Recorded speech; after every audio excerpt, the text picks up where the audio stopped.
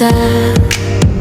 Mga balay nagkagul, nagguba, mga mata puno sa kahadlok, apan sa kasing-kasing na agihapon ang paglaom.